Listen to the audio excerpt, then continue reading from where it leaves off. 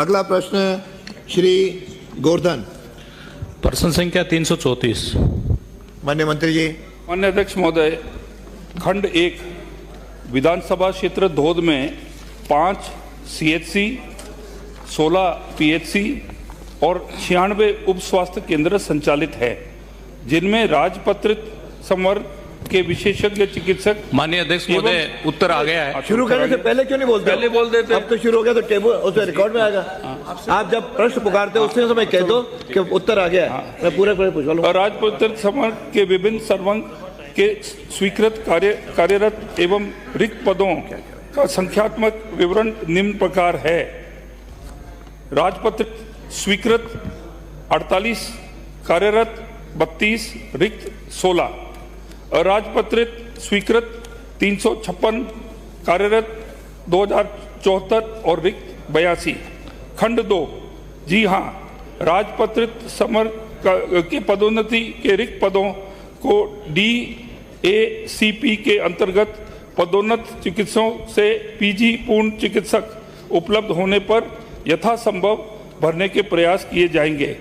चिकित्सा अधिकारी के 1220 रिक्त पदों को भरने हेतु अर्थना राजस्थान स्वास्थ्य विज्ञान विश्वविद्यालय RUHS जयपुर को प्रेषित की गई है।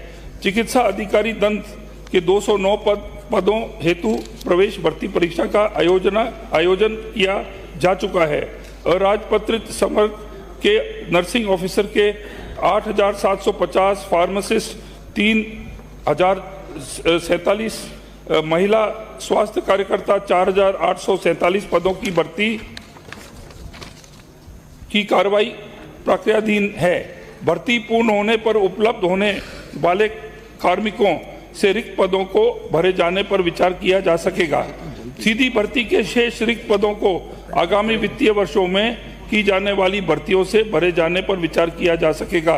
पदोन्नति से भरे जाने वाले रिक्त पदों को आगामी पदोन्नति समिति की बैठक आयोजित कर भरे जाने पर विचार किया जाएगा। खंड 3, उक्त विधानसभा क्षेत्र में संचालित राजकीय चिकित्सालयों में गैप एनालिसिस कर आवश्यकता अनुसार उपकरण शीघ्र ही उपलब्ध करा दिए जाएंगे। माननीय सदस्य। माननीय सभापति महोदय, मैं माननीय मंत्री महोदय जी के लिखित उत्तर से संतुष्ट हूं, लेकिन मेरा निवेदन ये है कि जिस प्रकार से, क्योंकि हम हमारे गांव में यदि हम चिकित्सा को सुदृढ़ करते हैं तो उससे हमें ज़्यादा फायदा होगा। तो इसलिए मेरा मंत्री महोदय से आग्रह है आपके माध्यम से कि हमारे CHC 5 CHC मैंने बताई थी, जो लोसल हमारा उपजिला अस्पताल बन गया, इसके लिए तो माननीय मंत्री महोदय को और मुख्यमंत्री जी को धन्यवाद देता हूं। लेकिन जैसे लोसल है और प्रश्न पूछो। हाँ, मैं वही पूछ रहा हूँ माननीय प्रश्न पे आ जाओ। माननीय अध्यक्ष महोदय, वही पूछ रहा हूँ मैं। संतुष्ट है तो फिर क्या बचा? मैं जैसे हमारे CHC कूदन है, CHC धोद है, खूड़ है, CHC फागलवा है, और इन व्यवस्थाओं में क्योंकि वहाँ पर आउटडोर भी ज़्यादा है, इसलिए मेरा मंत्री महोदय से ये आग्रह है कि वहाँ पर जो भी सुविधाएं चिकित्सा संबंधी, चाहे एक्सरे मशीन है, बच्चों के लिए ICU है, ये इन प्रकार की सुविधाएं माननीय मंत्री महोदय हमें कब तक उपलब्ध करवा देंगे? ये है। माननीय अध्यक्ष महोदय, माननीय सदस्य के जो प्रश्न है इसमें 2 बड़े बड़े मुद्दे हैं। एक तो रिक्त पद और दूसरा है उपकरण, इक्विपमेंट, जिससे आपके PHC CHC वगैरह आपके सही चल सके। मैं आपके माध्यम से मैं सबसे पहले तो ये बताना चाहूँगा माननीय सदस्य को कि जो दोहद विधानसभा है वो इंफ्रास्ट्रक्चर वाइज एक बहुत बेहतरीन विधानसभा है, क्योंकि वहाँ पर सब सेंटर 96 है, PHC 16 है और CHC 5 है।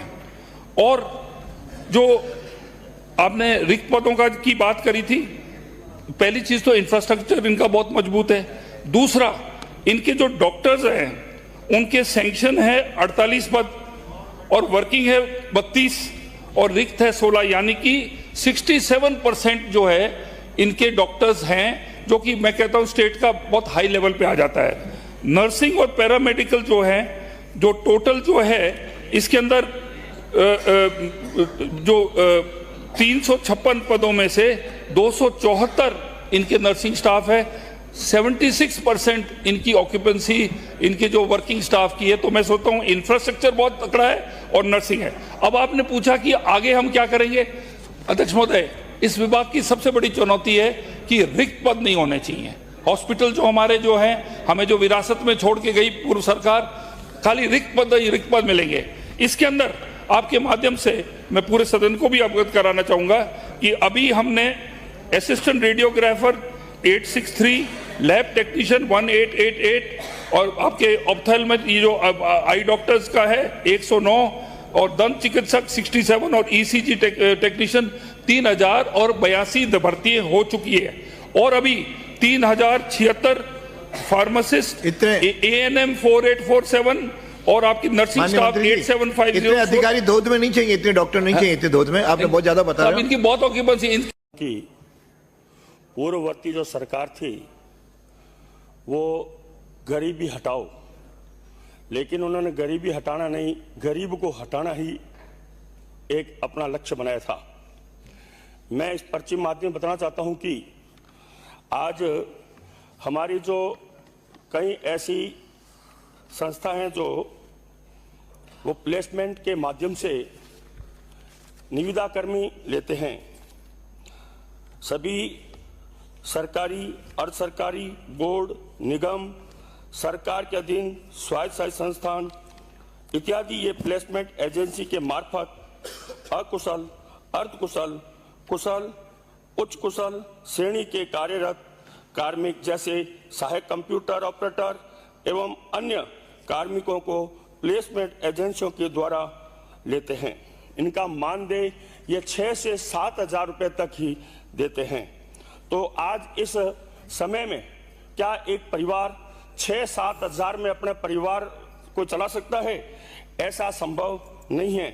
मैं पर्ची के माध्यम में बताना चाहता हूं कि निविदा कर्मियों को प्लेसमेंट एजेंसियों को पूर्ण वेतन नहीं दे रही है, जो कि इनके साथ आर्थिक शोषण के समान है। अध्यक्ष महोदय, राजस्थान के ऐसे निविदा माध्यम से लगे हुए कार्मिकों को हो रहे शोषण से मुक्त कराया जाए और कार्मिकों के हितों को ध्यान में रखते हुए कम से कम उनको 15,000 रुपए मिले, ऐसी अपेक्षा की जाती है। भारत माता की जय। अगला प्रश्न श्री गोवर्धन।